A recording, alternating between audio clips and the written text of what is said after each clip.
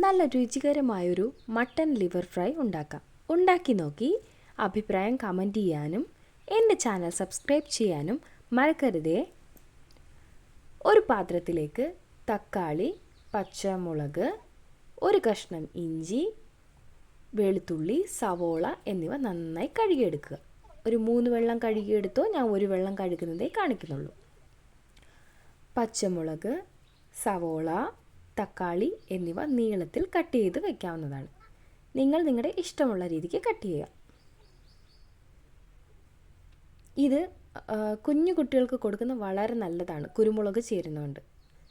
ദഹനത്തിനായി ഇഞ്ചി, വെളുത്തുള്ളി, പച്ചമുളക് എന്നിവ പേസ്റ്റാക്കി വയ്ക്കാവുന്നതാണ്.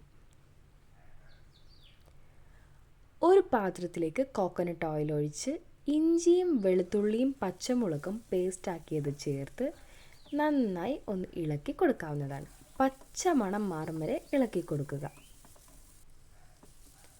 ശേഷം നീളത്തിൽ കട്ട് ചെയ്ത് സവോള ചേർക്കാം. നിങ്ങളുടെ നാട്ടിൽ ചെറിയ ഉള്ളി കിട്ടുമെങ്കിൽ അത് ചേർക്കുന്നതാണ് കൂടുതൽ ടേസ്റ്റ്. ഞങ്ങൾക്ക് ചെറിയ ഉള്ളി കിട്ടില്ല. ഉള്ളി വേവുന്നതിനായി ഉപ്പ് ചേർക്കാം. കട്ട് ചെയ്ത് വെച്ച തക്കാളി ചേർക്കാം. കരിവേപ്പില ചേർക്കാം. കട്ട് ചെയ്ത് വെച്ച ലിവറും ചേർത്ത് നന്നായി ഇളക്കി യോജിപ്പിക്കാം.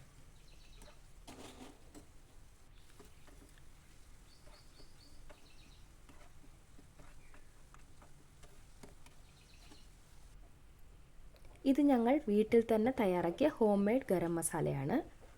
കുരുമുളക് പൊടിയും ചേർത്ത് നന്നായി ഇളക്കി കൊടുക്കാം. ഇളക്കും തോറും ഈ ലിവറിൻ്റെ കളർ മാറി മാറി വന്നുകൊണ്ടിരിക്കും. ഇടയ്ക്കിടയ്ക്ക് കുറച്ച് കുരുമുളക് പൊടി ചേർത്ത് കൊടുക്കാം.